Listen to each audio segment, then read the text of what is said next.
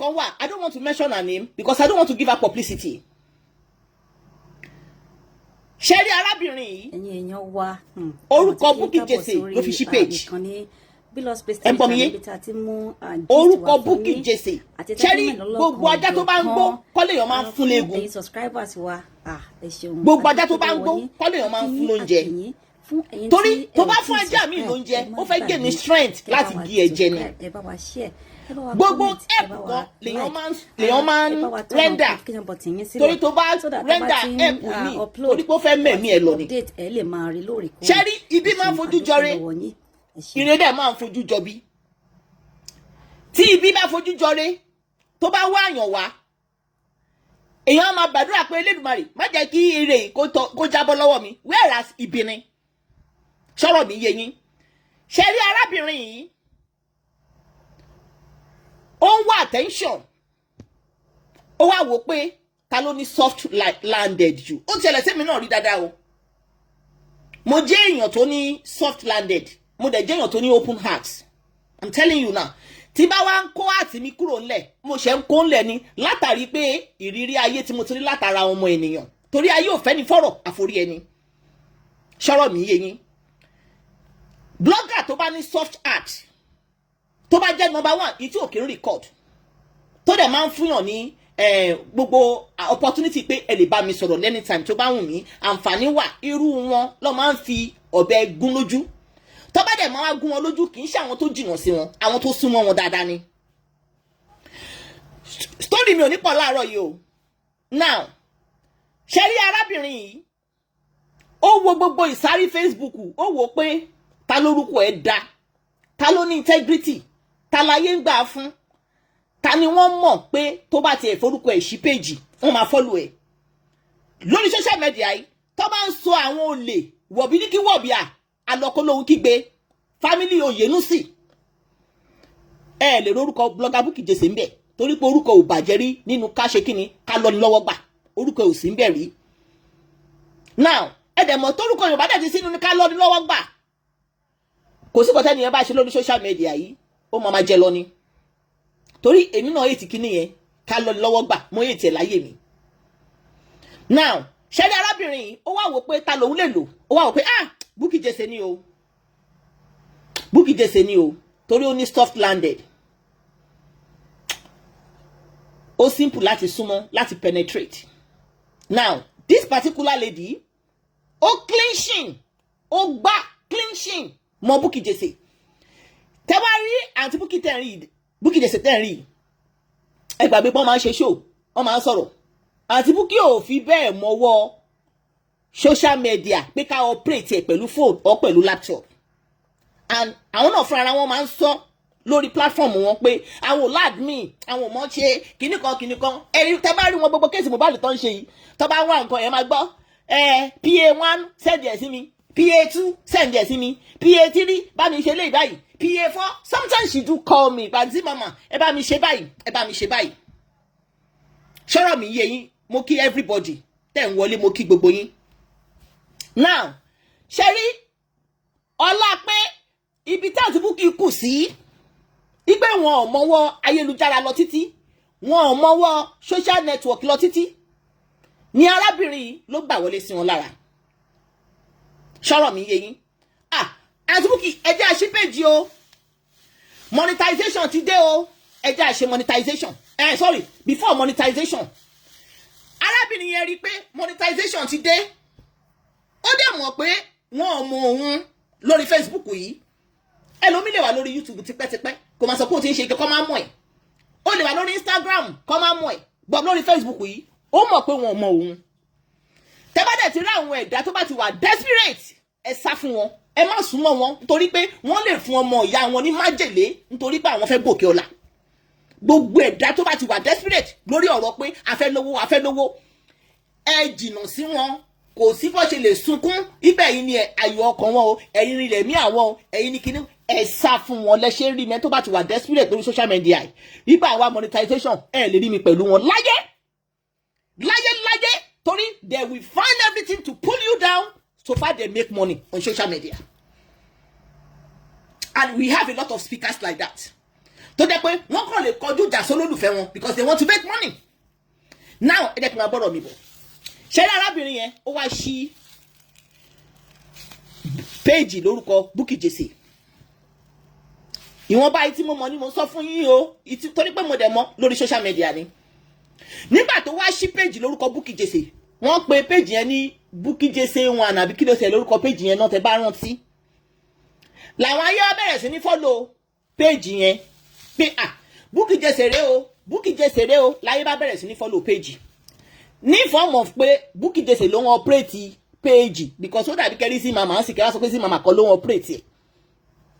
Nígbà táyé follow péèjì tó wá di pé kí péèjì kó gba monetization wọ́n bá tún pe Bukky Jesse àǹtí mi o ẹ mọ̀ bí mo ṣe ń pa àǹtí Bukky náà ní àǹtí mi tí mo pa àǹtí Yinka TNT ní big sis mi tí mo pe Kunyeje ní big sis o Yèyé Mẹ́ṣọ̀ big sis o àǹtí mi o péèjì yóò ti wà monetize o ẹ jẹ́ ká set up ẹ̀ ṣe rí ẹ Bukky Jesse yìí ẹ dẹ̀ mọ̀ kó sọ fi pé wọn mọ̀ nǹkan kan ju kọ́ ṣe ṣó lọ wọn ò mọ̀wọ́ ẹ̀ kì í ṣe pé mo fi bú wọn o but gbogbo èèyàn kan ló mọ̀wọ́ ká máa tọwọ́ bọ kíní irú èmi tí mo sọ̀rọ̀ yìí náà ó níbi tí ọpọlọ mi gbéṣẹ́ yẹn dé Sister Layo mo kí yín sọ̀rọ̀ mi yé yín now àǹtí Bukky wá ní okay set page yẹn up má wọrí set yẹn up èmi ò ṣẹ̀ṣẹ̀ wọn ṣẹ̀dẹ̀ mọ̀ pé ẹni tó bá ń ṣiṣẹ́ kò bá jẹ́ 1 naira lórí iṣẹ́ tálùkà àlùbáríkà bá ti wọ̀ ayé máa máa béèrè pé kí ló ń ṣe ẹ̀dẹ̀rẹ́ lómi tó ń ṣiṣẹ́ tó ń gba 100 million lóṣù tí ò sálùbáríkà ń bẹ̀ kò mọ bó ṣe máa ná bọ̀ torí pé Bukky Jesse wọ́n ṣiṣẹ́ wọn ò yó ebi ò dẹ̀ pa wọ́n ṣùgbọ́n àlùbáríkà ń wọṣẹ́ wọn òun lẹ́ṣẹ̀ máa ríru wọn tí wọ́n máa múnú owó tó bá ní pé mo fẹ́ máa fẹ́ lè lóṣù mo fẹ́ máa fẹ́ lè ní 2 naira lóṣù mo fẹ́ máa fẹ́ lè nítorí pé àlùbáríkà ń wọ iṣẹ́ wọn Elédùmarè ò dẹ̀ gbé bùkátà tó ju iye owó tó ń gbà fún wọn kò gbé sí wọn láyà ṣé ń gbọ́rọ̀ mi lọ náà wọ́n set up monetization page yẹn nígbà tí wọ́n set up monetization page yẹn àkáǹtì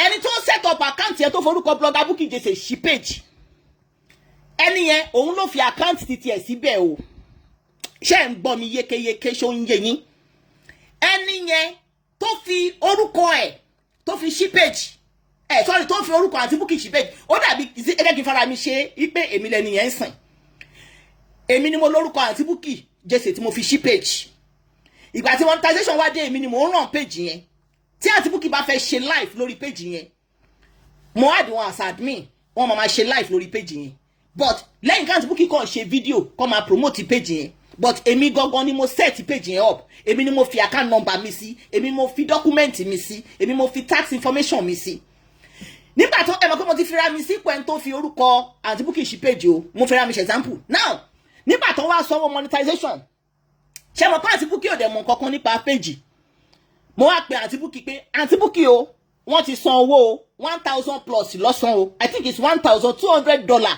ní owó first monetization tó máa kọ́kọ́ san ẹ̀ ń gbọ́ mi yé o kì í ṣe pé àǹtí Bukky mọ̀ mi rí o àǹtí Bukky Jesse ò mọ̀ mi rí o bọ̀ torí pé ìfẹ́ tí mo ní sí wọn pé big sis mi lórí social media tí mo pàdé wọn mo nífẹ̀ẹ́ yín mo love yín mo lè kú torí yín ìfẹ́ yìí náà ni o bí ìrìn mi lè jẹun àti Bukky bí ìrìn mi lè tọ̀ bí ìrìn mi lè ṣú bí ìrìn mi lè yàgbẹ́ bí ìrìn mi lè mumi àǹtí Bukky o tó bá dàárọ̀ máa pa àǹtí Bukky tó bá dọ̀sán máa pe Bukky Jesse tó bá dalẹ́ máa pe Bukky Jesse o imagine kéèyàn máa pè yín láàárọ̀ kó máa pè yín lọ́sàn kó máa pè yín lálẹ́ kó máa keep company yín ṣe mọ̀ pé àtijọ́ lẹ̀pọ̀ ẹ worú Layo Aristobon pẹ̀lú bí Layo Aristobon ṣe ní ojú ń ta mo sì trust ẹ̀ pa ju àwọn tó lójú lọ lórí social media yìí mo lè gbé ayé mi wípé Layo Aristobon bí mo ṣe jẹ́ blogger wípé Layo mo fẹ́ fi àṣírí ìsinyìí lọ́wọ́ tí mo dẹ̀ mọ̀ pé yes mo perfect save lọ́wọ́ Layo ju àwọn tí mo mojú wọn lọ lórí social media yìí àwọn ẹ̀dá kan wà wọn ò gbójú síta o but you have confidence in them gbọ́ mi yé you have confidence you are safe with them ipe they can no matter how the circumstances èèyàn méjì ò lè máa rìn kórí mami à lè ṣe ká má jà no matter how the circumstances they will never ever expose you. sọ̀rọ̀ mi yé yín now bí mo ṣe wá bí ẹ̀wọ̀n kí mo ti fi ra mi sí ẹni tí mo sọ fún yín pé ó fi orúkọ rẹ̀ sí page àǹtí Bukky ó fi orúkọ àǹtí Bukky sí page nígbà tó wá san $1,200 plus ṣálọ́sán ọkọ̀ tó yẹn but mo believe pé $1,200 ni mo wá pa àǹtí Bukky wá ní wo sis mi Zimama nǹkan tó ṣẹlẹ̀ ní pé ìwọ bá mú $1,000 yẹn lọ. ṣé mo pé ẹ má gbàgbé pé àǹtí Bukky ló ń ṣe show back to back 247 lórí page yẹn o, but ìgbà tó wá sanwó wọ́n ní àǹtí Bukky o wọ́n ti sanwó o $1,200 lọ san. àǹtí Bukky wá ní okay Zimama ìwọ máa mú 1,000 lọ kàn send $200 yẹn sí mi. òun ló fà á táǹtí Bukky fi send account number sí mi o. tẹ́ bá rí pé wọ́n gbà account number kan síta ipá àǹtí Bukky Jesse ń tọrọ owó irọ́ ni o. ṣé mọ̀ pé àkáǹtì tèmi lèmi fi set up payment payout monetization Facebook ọ̀dọ̀ mi ní Facebook sanwó fún. táǹtí Bukky bá fẹ́ wá gbowó monetization lọ́wọ́ mi owó iṣẹ́ tó ń ṣe sí page yẹn. ṣé mọ̀ pé wọn ò ní sọ́nsá wọn ọ̀dọ̀ mi ló máa sọ fún èmi ní máa ṣe transfer sí Bukky Jesse. ẹ̀ ń gbọ́ mi.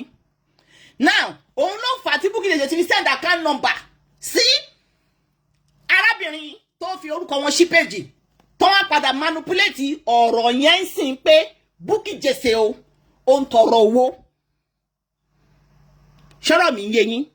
now ibi tí mò ń lọ gangan ni pé arábìnrin kò sí bí wọ́n ṣe lè lẹ̀pọ̀ tó ẹ wo Láyọ̀ Aristobon àìmọye ọ̀rọ̀ tèmi àti Láyọ̀ Aristobon máa ń sọ tó dẹ̀ wà confidential bí confident bí ìgbọ́ English tí Láyọ̀ Aristobon ò dé ever fi update rí. àwọn náà dẹ̀ máa ń confide in me. ṣọ́rọ̀ mi yé yín. kó wá dọ̀la kéèmí àti Láyọ̀ Ari wá ní issue kí wá bọ́ta tàbí kí n lọ máa bá àwọn olórí burúkú aláyé bàjẹ́ aṣiwèrè èèyàn àwọn ayé wá ṣòfò dànù kí wá máa ní àṣírí Láyọ̀ rẹ o ó wà lọ́wọ́ mi o ẹ jọ̀ọ́ ṣé èmi gangan ṣé mo wà òkè. now nítorí pé àǹtí Bukky láàárọ̀ Bukky Jesse lọ́sàn-án Bukky Jesse lálẹ́ tájọ lẹ̀pọ̀ tájọ ròpọ̀ tájọ fún pọ̀ Bukky Jesse bí mo ṣe forúkọ wọn sí péjì tó wọ́n bá mi polówó ọjà mi kan tí mò ń tà ńgbà kan o ó ní báàgì kan tí mò ń tà Bukky Jesse ló bá mi polówó ẹ o táyé fi rà o. now ẹ máa gbọ́ sórí lọ látàrí pé péjì yìí ti grow àti ń pa owó lórí ẹ̀ kí ni mo lè ṣe o tí Bukky Jesse yìí tó máa fi péjì ilẹ̀ fún mi o mo fẹ́ dá máa gbowó yẹn nìkan ẹ gbọ́ mi yé ẹ kọ́kọ́ rántí pé $1,200 sí Facebook san Bukky Jesse ní Zimama máa mú $1,000 lọ fẹ́mi $200 má wọ̀rí ìwọ ṣáà lọ fi tọ́jú àwọn ọmọ ẹ̀. ta ló lè fún yàn nírú ẹ̀ lórí social media ẹ̀ tó kún bọ lójú dúdú gan ẹ́sà dọ́ọ̀gì gan ò lè fún yàn ẹ máa gbọ́ nígbà tó gbowó star ẹ́sà bọ́ọ̀dì lọ ó ń sunkún bí olóṣì ni ẹ máa gbọ́rọ̀ mi. now mo wá wò pé ìwọ̀nba $200 tí mo fún Bukky Jesse yìí kí ló máa wá ṣẹlẹ̀ o kò wọ́n yẹ kí n fún kankan o bó tẹ̀ jẹ́ pé èmi ni mo fi account number mi sí payout but Bukky Jesse ló ń ṣiṣẹ́ jẹ́ kí mi máa jẹ́ ló bá ṣe kí ni ló wá wò pé kí lòun lè fi dájà lẹ̀ kí lòun lè fi dá gbogbo ẹ̀rú tí Bukky Jesse máa lọ tiẹ̀ tó máa fi péjì yẹn lẹ̀ fún mi tó máa bínú left nínú péjì yẹn torí kò kúkú mọ ọwọ́ ẹ̀ náà tẹ́lẹ̀ kò lè gba péjì lọ́wọ́ mi kí ni mo lè ṣe n bá bẹ̀rẹ̀ sí ní lọ wájà káàkiri n bá bẹ̀rẹ̀ sí ní lọ wájà níbi tí yóò sí ẹ̀dẹ̀ má gbàgbé pé orúkọ Bukky Jesse mo fi sí péjì o ó dàbí Láyọ̀ Aristobon sí kó jẹ́ mi mo wọn operate ẹ̀ kí wá lọ máa wájà kiri ṣé wọ́n ní wá fún Láyọ̀ Aristobon arábìnrin wa lọ wájà dọ́dọ̀ Yèyé Mẹ́ṣọ́ òun ló dájà Yèyé Mẹ́ṣọ́ àti Bukky Jesse lẹ̀ ìjà tí wọ́n jà lọ́jọ́ kìíní àná torí tẹ́ bá wo ìgbà tí Yèyé Mẹ́ṣọ́ tó ń gbé wọn wá sórí social media láti máa drag wọn Bukky Jesse support wọn ẹ̀ẹ̀kan náà ni Bukky Jesse yí gbìrìgbìrì torí pé orí péjì Bukky Jesse wọ́n bú Yèyé Mẹ́ṣọ́ dẹ̀rọ bí i Bukky Jesse ló wọ́n pírètì péjì òun ló fà á nígbà tó wá di woro sí woro ó dìjà Bukky Jesse ìyẹn lọ bẹ́ẹ̀ now ìgbà tí ìkíní kẹ́dẹ ìkejì kẹ́dẹ pé ká lọ máa forúkọ Bukky Jesse jà òun ló fà á tí Bukky Jesse sọ pé òṣàbò lè gbè mí ṣe mí bó ṣe bá mi Bukky Jesse wá yọ̀ǹda pé mo yọ̀ǹda péjì má gbé lọ mo yọ̀ǹda péjì má gbé lọ wọ́n dẹ̀ ti yọ̀ǹda péjì nìyẹn má gbé lọ ẹ dẹ̀ ṣéǹjì orúkọ péjì ẹ ṣéǹjì ẹ̀sìn orúkọ tiyín kò sí wàhálà ń bẹ o ṣẹ́rí ilé ayé yìí èmi máa ń like keep relationship ẹ lè rà kì í ṣe pé àwọn èèyàn kì í ṣẹ̀ mí o mo ní WhatsApp group tán ti ṣe nǹkan tó yẹ pé tí n bá wá sọ lórí social media yìí ẹ máa bá mi lé àwọn èèyàn lóko pa tán ti ṣe aburú fún mi, but you will never ever see me because I have declared my love for them once before. Torí pé wọ́n ti wá hurt me, I will never ever bring them on social media to castigate them. We can only fight our battle behind the camera. Mo lè bá olólùfẹ́ mi jà behind the camera. I will never ever tèmi yàtọ̀ sáwọn eré bípa ebi lè ń dé wá lórí social media that they will use their loved ones to create content and make money. I'm not desperate like that. Ó pè mí kí n máa mu gàrí. Now, Bukky Jesse ti yọ̀ǹda page fún ẹ. During the time tí arábìnrin àti Bukky Jesse tọ́jọ́ ń sọ̀rọ̀, you both share a lot of things. You have secrets in Bukky Jesse's hand. Bukky Jesse have secrets in your hand. You have secrets in Bukky Jesse's hand. Káwá ti torí pé Bukky Jesse ti wá yọ̀ǹda page fún mi. Mi ò ní content, mi ò lọ́pọlọ tí mo fẹ́ fi sọ̀rọ̀. Kí ni mo lè ṣe o? Jẹ́ kí n fojú Bukky Jesse jẹ́ n fi nulẹ̀. Jẹ́ kí n wá tú àwọn àṣírí tó wà láàrin èmi àti ẹ̀. Jẹ́ kí n wá sọ nǹkan tó ṣe àti tí ò ṣe. Jẹ́ kí n ṣe gbogbo ẹ̀ kó lè jiná. Torí pé mo fẹ́ pawó. Ẹjọ́ ṣerú ẹ̀dá bẹ́ẹ̀ ṣé ó lè fowó yẹn ṣe nǹkan rí? Arábìnrin tó wá ń sọ̀rọ̀ Bukky Jesse àtọmọ ẹ̀. Mo wo fídíò yẹn ní àná. Mo kàn wo bí díẹ̀ ni o. Ta ló jẹ́ kí n lọ wò? Ẹnìkan ló ṣe update nínú àwọn AJT tó dárúkọ ẹni yẹn pé ayé máa níkà o. Mo dẹ̀ rí comment láyọ̀ àárín bẹ́ẹ̀. Mo wá trace fídíò yẹn lọ. Mo kàn gbọ́ bí díẹ̀. Tá à ń gbọ́ ọmọ Bukky Jesse ya wèrè.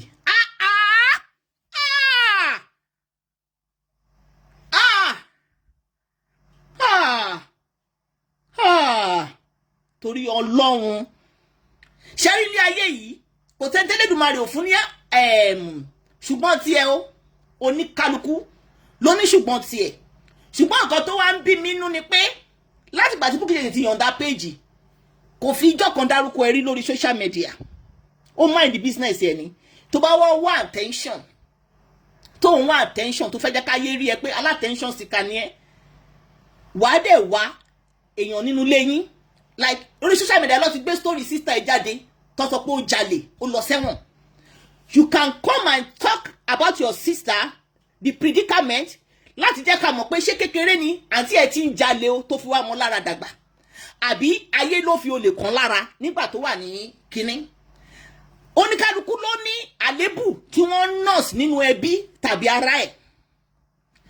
Wàá wo bí tí kùjẹ̀kùjẹ̀ kù sí nínú ìdílé yín. Like mo ṣe wá sí bá wà desperate, I would look èèyàn tí kùjẹ̀kùjẹ̀ kù sí nínú family mi. I will come and use his life to make content or money. I'll come and tell you reason to feel rí. Now, why are you choosing someone that you have declared love to that never come to you once? Yes, she is the one that bring it out, but oh my God, let me tell you something. Ẹ jẹ́ kí n sọ fún yín ní ayé yìí. Ṣé rí gbogbo ẹ̀dá tó bá sọ̀rọ̀ àwọn sọ̀rọ̀ lórí social media tó bá gbọ́n wọn, Elédùmarè mọ̀ pé kí n ṣọ̀nà wọn. Kò dẹ̀ sí eye owó tó lè fi ìbànújẹ́ èèyàn pa, wọ́n máa parun ni wọ́n ní mo bọ́ ṣe náà. Àṣírí ni mo sọ fún yín, ó lè pẹ́ lójú yín. Ṣùgbọ́n kóyá ní lójú Elédùmarè. Ẹ gbọ́ mi yé? Kí ló lè tó bẹ́ẹ̀? Arábìnrin yìí àgbàtẹ́mi tí mo Bukky Jesse kò ẹ́fà dárúkọ ẹ̀rí wọn kó wá sọ àṣírí tọ́jọ́ ṣe wọ́n jọ ṣe àṣírí papọ̀ tí Bukky Jesse bá dẹ̀ bọ́ta tó bá ṣe ṣó ó máa búta. Ṣùgbọ́n nǹkan tó wá ń dùn mí ni pé ẹ̀yin tẹ̀rọ bẹ́ẹ̀ yín sọ̀rọ̀ láṣírí Bukky Jesse irọ́ lẹ mixi mọ́ àwọn nǹkan tẹ̀ ń sọ. Ọ̀rọ̀ yìí pọ̀ o mo dẹ̀ wá wò pé náà tí Bukky Jesse bá wá sá fún gbogbo èèyàn pé òun fẹ́ ta sẹ́nibọ̀dì mọ́ ẹjọ́ ṣe ó jẹ̀bi tó bá lóun ò trust anybody because lórí social media yìí ẹ̀jàlẹ̀jà ń jẹ sanra blogger ni blogger ń gbé mi wọ́n pera wọn ní blogger kò sí ìtọ́ní certificate including me kò sí ìtọ́ní certificate of blogging nínú gbogbo wa amúlùdùn lèmi táwọn kan wá ṣùs ní amúlùkòrò abaniláyọ̀jẹ́ èmi ò sínú wọn sọ̀rọ̀ mi yé yín èmi ò sínú wọn arábìnrin yìí ó tún manipulate owó tí Facebook san ipe Bukky Jesse ń tọrọ owó lọ́wọ́ òun ó lọ fà ó nítorí pé o ṣáà ń wá káwọn ọ̀tá Bukky Jesse ń yẹ̀.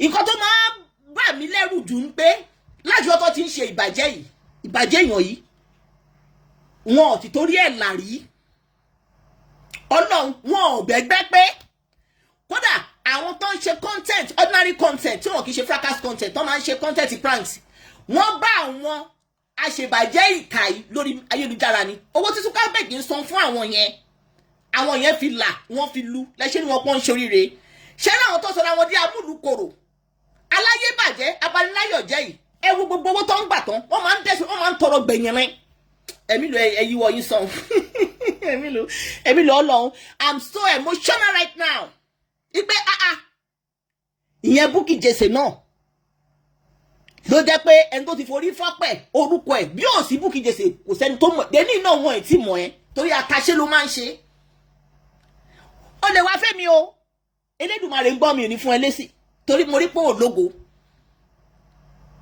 ó lè wá fún mi Elédùmarè ń gbọ́ I no go respond to you tó bá lọ mọ nǹkan tó kàn fún ẹ sìn you go and apologize torí àwọn tó betray AJ lọ́jọ́ kìíní àná wò wọ́n léde àwọn dà wọn ògbérí wò wọ́n léde wọn ògbérí ìwọ ikọ̀ náà ó ti gbé díìlì kan wá fún BJ ìyẹn Bukky Jesse wípé nǹkan báyìí wà tó máa bá wọn ṣe ní Nàìjíríà ẹ̀gbọ́n ẹ̀ máa bá wọn ṣe o ẹgbowó àkọ́kọ́ lọ́wọ́ Bukky Jesse ẹgbowó ẹlẹ́ẹ̀kejì lọ́wọ́ Bukky Jesse in fact ẹ tún gbá Bukky Jesse nínú ìdílé yín ni I will not talk mo mọ̀ pé tó bá tásìkò táǹtì Bukky bá fẹ́ sọ̀rọ̀ because mo sọ fáǹtì Bukky pé she should look away that you doesn't want it owó ọ̀tẹ̀ arábìnrin owó ọ̀tẹ̀ at all ẹni tí Bukky Jesse máa fún lésì I purposely tell sister Bukky Jesse wípé big sis lady yẹn kò wọ́ ọ̀tẹ̀ fún lésì ẹ jẹ́ kó máa sọ lọ ẹ jẹ́ kó máa kà lọ tó bá yá ẹnu máa rò wọ́n máa gbé jùlẹ̀ ni wọ́n ti gbógun ti Àbíkẹ́ Jàgà báyìí jù bẹ́ẹ̀ lọ rí lẹ́jọ́ tèmi kọ́ wọ́n gbé jùlẹ̀ ni wọ́n gbé jùlẹ̀ ní Bukky Jesse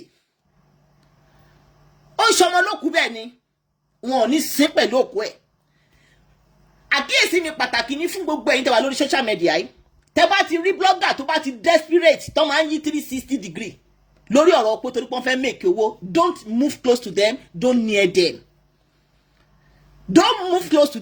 don't near them any blogger or any tó bá pèrè ẹni sọ̀rọ̀ ní ìlànà tí Yorùbá lórí social media yóò no matter how they are calling you hey sister me love me mi ò lè gbà pé ẹ kú bí ò sí wọ kò sẹ́mi bí ò sí wọ kò sáré bí ò sí kẹ̀kẹ́ ọ̀pọ̀lọpọ̀ wọn ni ìyá àti bàbá ò fìfẹ́ tọ́ lé wọn o ẹ gbọ́ mi yé ọ̀pọ̀lọpọ̀ wọn ìyá àti bàbá kò fi ìfẹ́ tọ́ wọn nínú ilé o but ẹni tó bá dẹ̀ fìfẹ́ tọ́ tí ò rí fẹ́ rí kò lè wá sórí ayélujára kó lóun fẹ́ fún ẹ nífẹ̀ẹ́. Layo said she has done another one today BJ will never táǹtì Bukky bá fèsì mo máa èmi fúnra mi mo máa wá ṣe ṣó fún àǹtí Bukky ẹ gbọ́ mi yé so ẹni tó bá dẹ̀ fìfẹ́ tọ́ if you don't have something you can give it's what you give you have.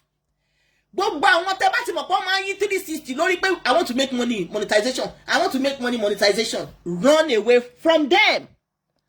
If you don't ever missing more than 5 months even Zuckerberg is still owing me roughly $1,500 Mark Zuckerberg ó ń jẹ mí lówó but ó dẹ̀ ti tún your monetization ni still yet did you ever see me desperate wípé okay o let me come and be attacking people that I know they are my loved ones.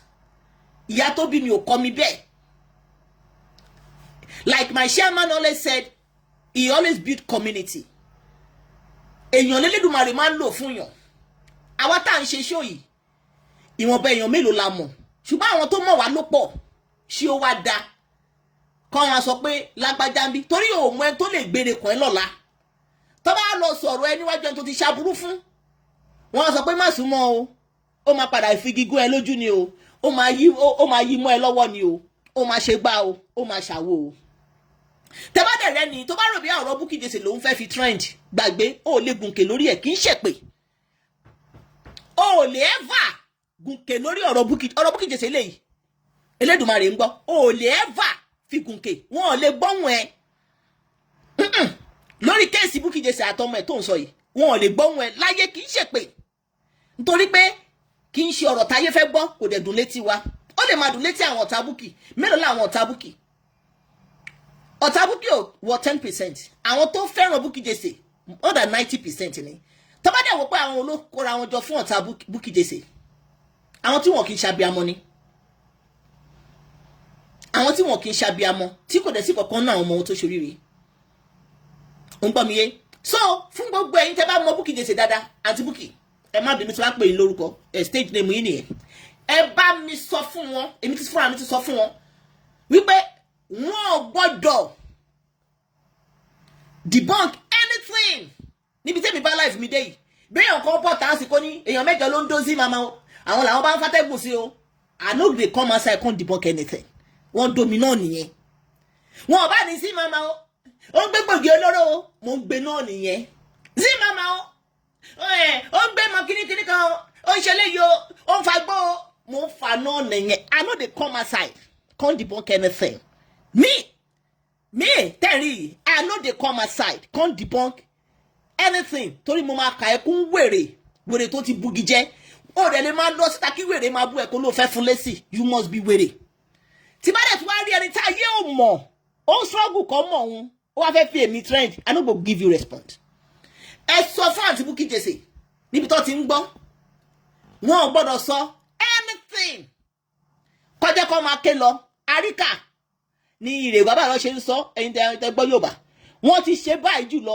fún Àbíkẹ́ Jagaban lọ́jọ́ tèní gbogbo wọn gbé jùlẹ̀ ni o nígbà tí èjì ò dá wọn lóhùn àǹtí Bukky wọ́n ti sọ èyí tó ju eléyìí lọ fún Àbíkẹ́ Jagaban nígbà tí èjì sì máa ń dá wọn lóhùn lọ́rùn bí àwọn arrive nígbà tẹ́jì ò dá wọn lóhùn mọ́ wọ́n padà sóko aṣálẹ̀ wọn àwọn tó ń sọ bẹ́ẹ̀ ṣẹlẹ̀ ń tó rò bí òun lọ́ọ̀rọ̀ yín lọ́wọ́ òun láṣìírí lọ́wọ́ àti rọ́ àti òótọ́ àti gbogbo ẹ̀ tó kó papọ̀ tó wá ń káàsì ẹjẹ́ ó káàsì ẹ̀ tó bá yá gbogbo ẹ̀ sì máa di àrọ́bá ní bàbá ìtàn ó máa di nǹkan tó ń ṣá létí ọmọ aráyé àti gbọ́rí so kó wà míì sọ run away from desperate people that call themselves blogger run away from desperate people that call themselves bloggers. I'm telling you guys now, run away from desperate people, especially people that always turn 360 degree that they need money. Run away from them.